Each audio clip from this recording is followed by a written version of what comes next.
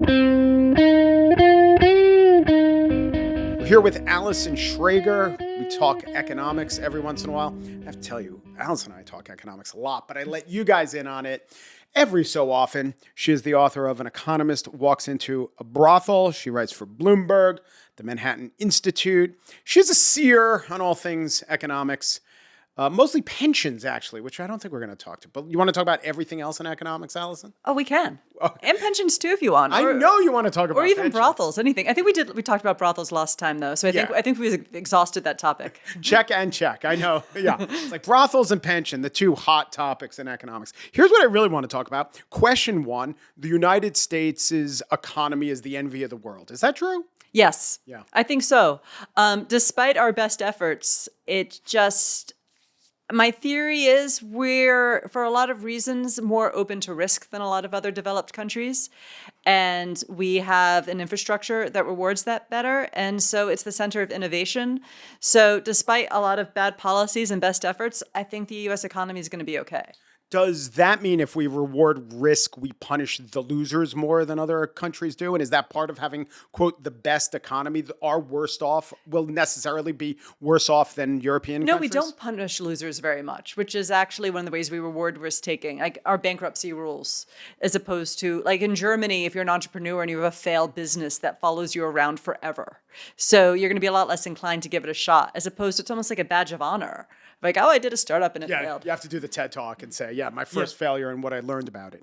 Well, are those, okay, so let's not take into account, or I don't speak of the people who try and fail and then we allow them to try again. But what about just the people who are the worst, I don't know, pick a percentile, quarter of the country? Are they worse off in the United States than they are in European countries where they prize the safety net more and maybe they give up something on the upside? Well, it depends on what way and how you measure it. In some ways, yes, in that they have probably worse healthcare options if you compare, I guess, Medicaid, which most of them would be on, compared to in Europe. Our healthcare is probably a much wider distribution of outcomes. Yeah, I mean, controlling for public health, which is a big reason why we do have worse outcomes. So Medicaid, is probably worse than, Sweden's health system. But if you can pay for really great healthcare, you're better off to be here. Yes. Well, that's true. But I'm thinking of by different rubrics. It is true that the economy is the envy of the world. Mm-hmm. You validated that line that's often said by Democrats these days to try to show that Joe Biden oversaw that economy. But, if you take the median person, is that true? If you take the lesser off person, is that true? I do find Democrats try to have it a few ways, which is we have this great, robust economy, but our safety net isn't as good as Europe. Well, part of the reason we have this great, robust economy, maybe we don't put as much resources into the safety net. That's true. But then again, what is it, the statistic that the UK would be Mississippi if it was a state? I know. And that was huge in the UK. UK couldn't believe it. And Mississippi was saying, what's wrong with Mississippi? Yeah, actually, Mississippi is not so bad. I've actually never been there. But I've been to Mississippi and the UK. Oh, really? They reminded me of each other tremendously. When I remember being in Hattiesburg saying, is this London? Mm-hmm. It's unbelievable. And I did live in the UK for a long time, and I'd say the standard of living is lower. Yeah. So, but as I said, there's a wider range of outcomes. I said the safety net isn't as robust, but in a lot of ways, I would rather be poor in America than in Europe.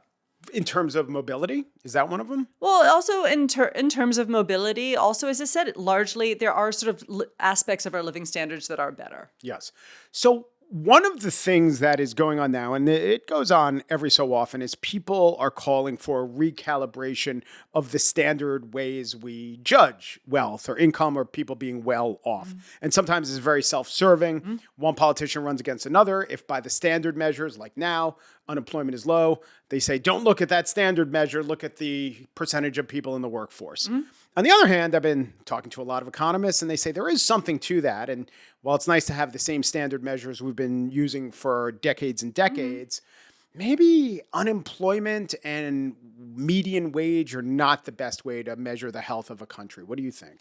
I think that's true. And I think, I always feel like it's a bit of a straw man to, not that you've done this, but I've seen other people do this, accuse economists of being too focused on GDP. Yeah. And I can't think of an economics paper I've read that just looks at GDP as a sufficient statistic of economic well-being. Because it's not just your income, it's the level of risk you experience, downside risk that you're exposed to. And I think as well, it's been getting a lot more press lately, in both good and bad, about the fact that unemployment might not be sufficient because labor force participation, even for prime age workers, so people between ages 25 and 54, is down. I mean, because you can see labor force participation fall. And some of it could be people retire earlier or people spend more time in college. But even under prime... Video games. Yeah, I've heard exactly. video games are now the big Well, one. this is what's important, is it's prime age men, which is very important. And actually, I think a very troubling trend that we should be more focused on. But it's also worth pointing out that labor force participation has never been higher for women. Right. I'm kind of have a theory, which I don't do empirics anymore, so I can't really prove it. So it's just a theory I talk about and write columns about. Being able to prove it would just screw up your column writing, right? It would get in the way of your theorizing. Well, also, I'm not like up to date on the latest empirical techniques like I used to be. I mean, I've been out of the game a long time. These skills have a half-life, and there's been improvements in techniques. I don't know them. So I invite real economists who are still in the game to do that. But to write into you so you could process it and put it into a column. But I almost wonder if that is part of the relationship, is that you have more women working, so you have household income higher. Yeah. So that might be one reason why men aren't working as much. And not to bring up the brothel again, but this is something I did observe in the brothel, which was that all the women I spoke to were supporting a lot of men. And I don't even think this is unique to the brothel, but I'm like, they were making so much money. Their nephews weren't working. Their boyfriends weren't working. Their fathers weren't working. They're just supporting all of them. Those men must be very proud of their choices. Yeah. There's a lot of other issues in that anecdote, I will admit. But I think even if you have a more traditional job and you're bringing in more household income, that does mean other members of the household have less of a need to work. So I was thinking a lot about exactly what we were talking about. And hey, unemployment's low. Wages have increased. Inflation was bad, but now wages have outpaced inflation. These are standard economic measures, and I defer to the tried and true economic measures. But then I saw, and you've seen either this stat or something like it. I think it was Bankrate put together a stat where they paired inflation to wages, and they set that at 100, and then they tracked it over time. And we still haven't gotten to 100, even though wages now are outpacing inflation. It didn't make up for what we lost. And it seems to me that that's a really, really important way to think about the economy, that the people who were programming the economy maybe didn't think about, and then certainly the politicians who were running on the economy didn't think about. So this wasn't just an ad hoc, here's one economic measure that shows a picture of people not doing well. This was a really accurate, and I would say better way to get at people's actual experiences than the big economic measures we usually use. You don't have to do it that way. It's astounding to me. And I think it was a real failure amongst maybe our media class, amongst our political class, that we spent pretty much since 2021 to 2024 being like, why aren't people happy? The economy is so good. Around this time, maybe 2 years ago, Bloomberg did all these metrics to explain how the economy is, and they gave me, I think, inequality. So I had to look at real wages over time. I'm like, wow, real wages have fallen. Yeah. And I'm like, no wonder people are unhappy. Like, that's kind of the end of it. Like, we can be like, well, unemployment's, and look at the stock market, but like real wages have fallen. Like, that's it. And I'm a retirement and pension economist, so I think a lot about risk. It's not only if real wages have fallen, just if you look at wages over time, but another way to think about it is inflation brings a lot of uncertainty into your life, right? So in finance, if you have two assets and they have the same expected return, but one is more uncertainty than another, it's worth less. Yes. Right? Or it has to give you a higher return. Right. So you the think premium on the. So if you don't know if eggs are going to be $4 or $7, that's uncertainty into your life. Effectively, it makes your income risky because what you can buy with it is uncertain. So it's, we'd say in risk-adjusted terms, another form of a wage cut. So they had an absolute wage cut, and then they had a risk-adjusted wage cut. So I think that's why people, it's just so obvious. This is why people think the economy is bad, no matter how much we tell them it's good, because the things that actually matter to people were bad. And we all knew this, and the data was right in front of us. And I remember being really shocked when I saw this, and I'm like, how did I miss this one? This seems big. And yet people are still like, why are people upset? Yeah. And it would make sense that wages, real wages, which just means it's pegged to a starting point and and it accounts for inflation. Real wages, if we started from scratch and we were saying, okay, what do you think will get at the economic mindset of most people? How many or what percentage of people have no job in the country, which will never really be above 10%. So we're going to tell you everything you need to know about the economy, and it's going to be a figure that fluctuates between 2 and 8%, or how much the aggregate of all the people make, and how many people make more than that, how many people make less than, will actually track in dollars what the median wage will be. It would seem like the second one would be the much better economic statistic. Yeah, and is it hard to figure out? Is that the deal? No, I said this data was in front of us the whole time. I think we just saw what we want. Didn't we look at the obvious thing? Or wasn't there like a recalculation with real wages, or isn't there like a, some chained to inflation metric that was different from our standard real wage metric? I mean, you can look at it a lot of ways. In fact, I think the more you cut it, the worse it looked. Oh, okay. Is that, initially, again, motivated reasoning, maybe, I think it was like 2022, people did notice that the inequality was narrowing. Yes. Because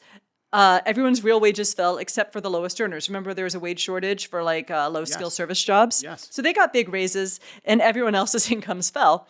And I saw on economics Twitter, a lot of people were like, look, things are great. Inequality's finally narrowing. I'm like, yes, because everyone else is poorer, and including the middle class. Yeah, that tells you what you need to know about the deficits of income inequality as a way to measure the health of a country. Yeah, and including the lower middle class. But also it turned out that even when talking about how you're going to measure inflation, for things the lowest earners tend to buy, which tend to be more sort of staple necessary goods, those prices went up a lot. So even if you start tweaking CPI to really account for what they actually buy, things don't even look that good for them either. Was it the case, and I've heard this asserted, look at the charts, the first time that real wages began to rise was during the Trump administration? That's true. Well, for everyone. Yeah. Across the board. I mean, real wages have gone up. And also, I mean, it's complicated to look at real wages because I think there's a lot of ways you can measure it. Which is one, sometimes we look at take-home pay, but you don't account for transfers and taxes, and the benefits that you get from government. Benefits have gotten more generous, so that would show more improvement than people realize. Or higher income people aren't doing quite as well as they're doing well. No one feels bad for them, but aren't doing quite as well as people think. So there's that statistic, and also. You also have to look at individuals over time, and that's actually very hard to measure because our statistics are kind of a snapshot of different populations over time. Yes, so we talk about the 50th percentile, but those are different people. Yes, and traditionally this has been very hard to measure because what you do is you do a survey and follow people for like 50 years, and obviously a lot of people drop out of the survey. There's not that many people you can track, but about 10, 15 years ago, I think, did we discuss this last time? They started looking at is it brothel related? Because then the answer is yes. Okay. No, but they started to look at Social Security records over time. Yes. And so now, you have to report your income to Social Security. So now they're getting better actually looking at what wages happen over time. But the thing is, there's a big lag on that. We don't have data on that from the last 4 years because it's enormous data sets that take a lot of time to process. So we can actually start looking at it. And those statistics have suggested that wage growth isn't flat, but it's not as fast as it used to be for men. For women, it is much faster.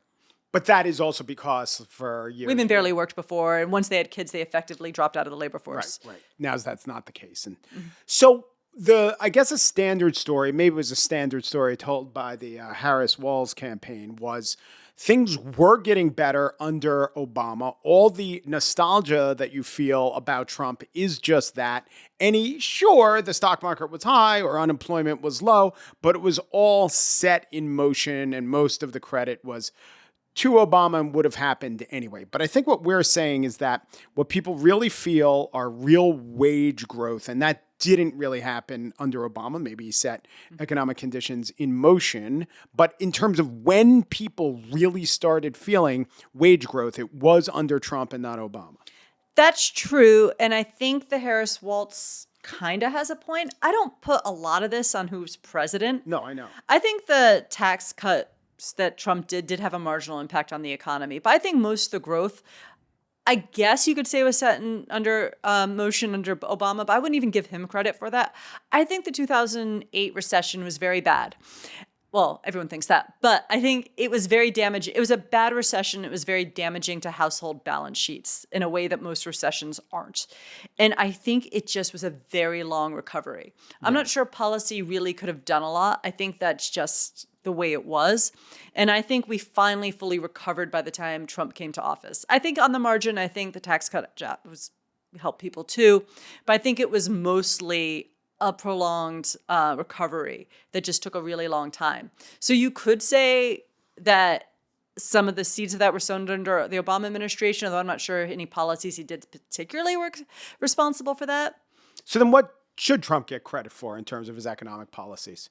I mean, I like a lot of aspects of the TGCA, so you say it. And I think some of the deregulation was pretty good. Yeah. What about tariffs? You're a free trader. I don't love the tariffs.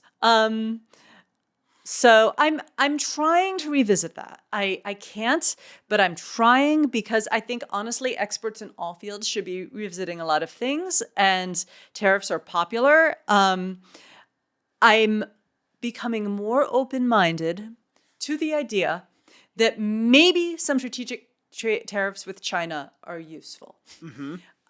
Just because we're not really in a free trade relationship with China. I mean, they do some stuff. And there's also, as a free trader, one of, I think, the benefits of free trade is diversification, that we should be trading with all sorts of countries. We shouldn't be dependent on any one country, including ourselves. We're very dependent on China for certain things. Coming into the pandemic, we got, 90% of all the things we make antibiotics with from China? That's not good. Yeah, because antibiotics are important to have. Really important. Yeah. So, okay, I'm kind of coming around to the idea maybe some strategic tariffs on China aren't so bad. Or maybe for diplomatic purposes, tariffs are superior to sanctions. Although I think the slope becomes very slippery. So we've got to be very careful in how we use it and how we articulate what our goals are.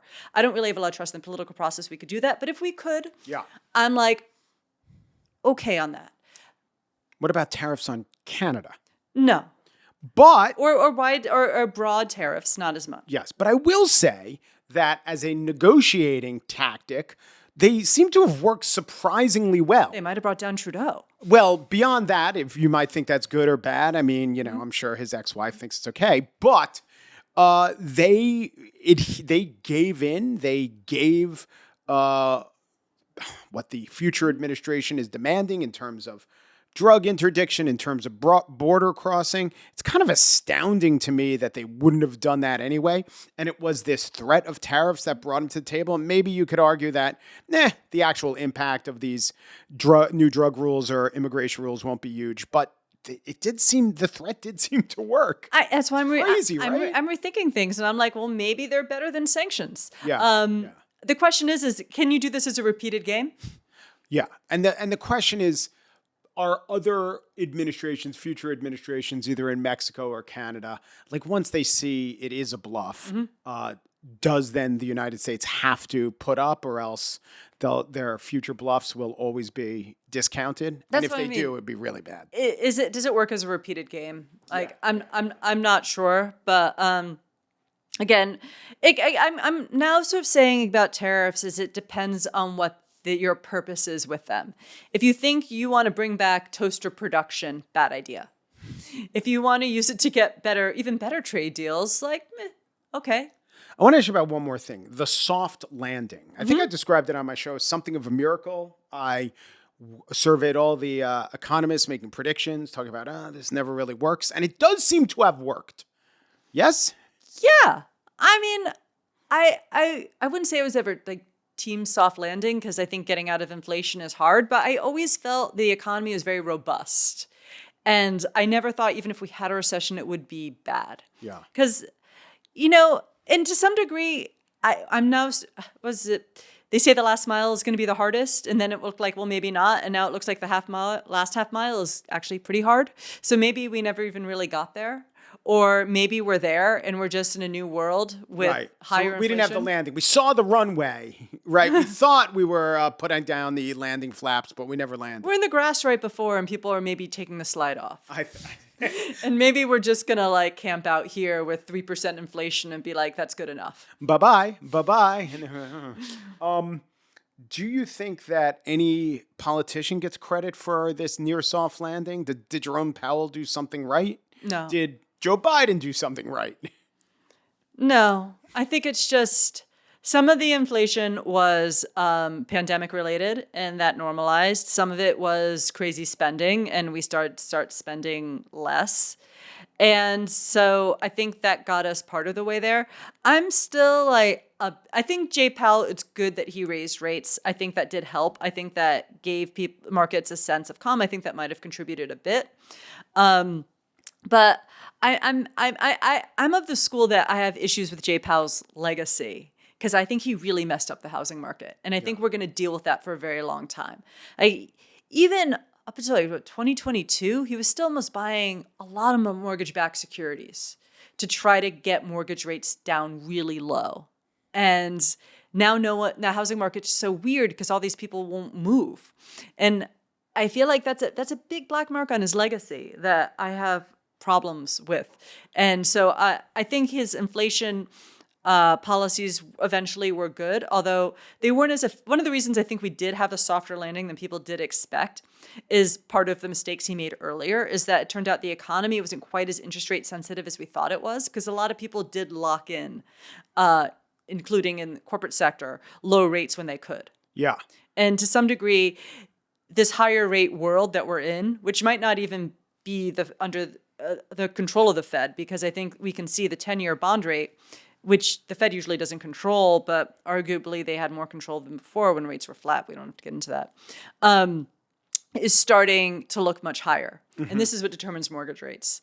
So that just means that eventually people start feeling higher rates. I was just reading about private credit. So usually people used to raise more debt in public markets or go to banks.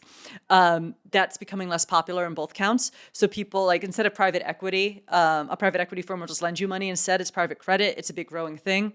But I was reading that a lot of this debt is floating rate. And so a lot of their borrowers can't pay it back because the rates are so much higher than they initially thought they would be. So they're just rolling it over into the principal, which apparently is a thing. Mm-hmm. But that doesn't work forever. So everyone's just sort of we'll just wait for rates to go back down and everything will be fine. And if they don't, we might start having problems. Yeah. But people are buying houses based on people telling them, don't worry, rates are going to go down. I've spoken to a lot of people who are buying houses with a variable rate mortgage, and it's in their projections that rates are going to go back down to do they have any recourse if they don't? No, they're just they will. And I'm I don't know if they will, but, good luck to you. So I think they're starting to have sectors of the economy that are going to feel, higher rates eventually. And that I don't know if it's going to cause a recession or I don't even know if it's systemically bad, but it's not good. Right. So we think that we've gotten through the period of higher rates and, it wasn't that bad. You're pointing out the fact that actually it could become quite bad because there were all these mechanisms to absorb it at first. Yeah, and that might be part of this soft landing. Yeah. If we're talking about, and we are talking about, this disconnect between people saying the economy is good, and we started off by saying our economy is the envy of the world, and by traditional measures it's good, it just doesn't feel good, and we're trying to find out why, and a lot of people in my profession blame narratives, but people in your profession put your fingers on actual numbers. What about one thing that the Biden administration wanted a lot of credit on, their manufacturing policy? Is there something about that? Was what they were doing getting headlines, but not enough to really change the overall macro economy? Or is there something about the manufacturing policy or whatever they did achieve that, of course, it wasn't going to be felt by most people? Well, first of all, so far all that they can point to is that we're building factories. Yeah, We haven't really produced a lot of job growth in manufacturing yet. Also, I mean, the evidence suggests that most of the manufacturing jobs lost were due to technology, not trade. And the manufacturing jobs we do have, we still make a lot of stuff. Right. It's just largely made by robots and fewer skilled people. And a lot of the new jobs that were created when manufacturing declined actually pay better. So that's another reason why fewer people worked in manufacturing to begin with, and a lot of them are in pretty good jobs. Yeah. I mean, I said I am very concerned. I don't want to minimize at all the decline in prime male age employment, but I think that I don't blame the decline in manufacturing on it. I think there's a lot of other things going on that, are worth more attention and policy attention. So in terms of politics, the narrative is Trump got all this credit. There was nostalgia. He didn't really do anything to earn it. But the Biden administration did do a lot. People just didn't feel it. Let's think of a different way to sell it. What's your take on that? Is there anything to that? No. There's nothing to that. Well, it's the Biden economic policy sort of fascinates me of how unpopular it was. People thought he was terrible in the economy, and he gave people so much money. I thought people were liked money. Yeah. Granted, it caused some inflation and people blamed him for it. Some of it unfairly, some of it fairly. But even the Teamsters, he bailed out their pension. How about that? That was an insane They turned bailout. their back on him and didn't endorse him. Central States was totally mismanaged. Yeah, explain what this is. So they had this pension. Oh, pension doyen. So yeah, it's a multi-employer pension. It was mismanaged. When you have a private pension and it is mismanaged, it goes to the Pension Benefit Guarantee Corporation, and usually you get a big haircut on your benefit. And it's like an insurance company for your pension. They pay your benefit. Federally controlled. It's like a quasi-government institution. It's like a Fannie Freddie. Yeah. But I guess Central States was so big, it was going to take them out. So all of a sudden during the pandemic, there was just we're going to make it all whole. No one has a haircut. And in fact, our only criteria here is that you will never cut benefits. Yeah. And that's an insane precedent to set. And they still, that was the most generous, insane thing. And I think it sets a precedent for state and local pensions, which really worries me. This is a disaster. And they still didn't endorse him. Yeah. So that should tell every politician not to play ball with the unions, right? They're not very loyal. Or just people don't care if you can hand people checks. Yeah. They really don't care. I think they liked it when Trump did it, though. Was it because his signature was so big on it? No, seriously, people would talk about their Trump money. They never talked about their Biden money. When did they talk about their Trump money? At the end of his first term during his stimulus, people were. Oh, when they were home? Yeah. That was before the inflation kicked in. Yeah. Oh, yeah, that's another factor. Because they're I got a check and I can still buy stuff. Yeah. But then I think people started to. They were happy they got their check. They weren't happy everyone else got their check. Do you? Yeah, I think in general, or they weren't happy that America got checks, but they'll take theirs because they have that carve out for, well, if everyone else is getting theirs, I have to get mine. Mm-hmm. So do you think there's anything a presidency, an administration can do? Because as I'm hearing your analysis, it's the Biden administration wanted more credit. They didn't really deserve much credit. But whatever was happening in terms of macroeconomics didn't have much to do with the decisions of administrations anyway. I think they can make things work better rather than do more things. Focus on competence. Yeah. So you're a Doge person? You think the Doge office is going somewhere? I like the principle of Doge. I'm skeptical of the execution, but I'm trying to keep an open mind. But I think we should look at our programs and feel I'm told actually, and granted these are people in DC, so they have their way of thinking, that actually the problem with our government agencies is that they're understaffed. And I'm open to that might be the issue. And I'm open to the idea that maybe DC is an expensive place to live. We could have more government offices somewhere else that's cheaper. What does the Kash Patel shut down the FBI in DC idea? Not why he wants to shut it down in DC. I don't have an objection to DC as being a swamp. Oh, it is a swamp, but literally. Yeah. Yasmic, yeah. It's more just it's an expensive place to pay wages. Yeah. And maybe if we have more of these people in Utah, I don't think they'd be less corrupt. Not that anyone's corrupt, but you know what I mean. But we'd have to pay people less, and that might be better. Well, this is the new open-minded Allison. Not that the old Allison, who embedded herself in a brothel and tried not to have too much judgment, wasn't open-minded. But will you report in on what your open mind perceives in the upcoming months and years? Yeah, because I was saying about like maybe there's a lot of things we can do better. I said, when we do public works projects, they're super expensive. They don't need to be. Yeah. They could be faster. So I don't know if Doge is going to achieve that, but I like the idea that we're trying. Allison Schrager is a columnist for Bloomberg, and she's with the Manhattan Institute. She's the author of An Economist Walks into a Brothel. And of course, her Substack is Known Unknowns. Allison, thank you so much. Thanks for having me.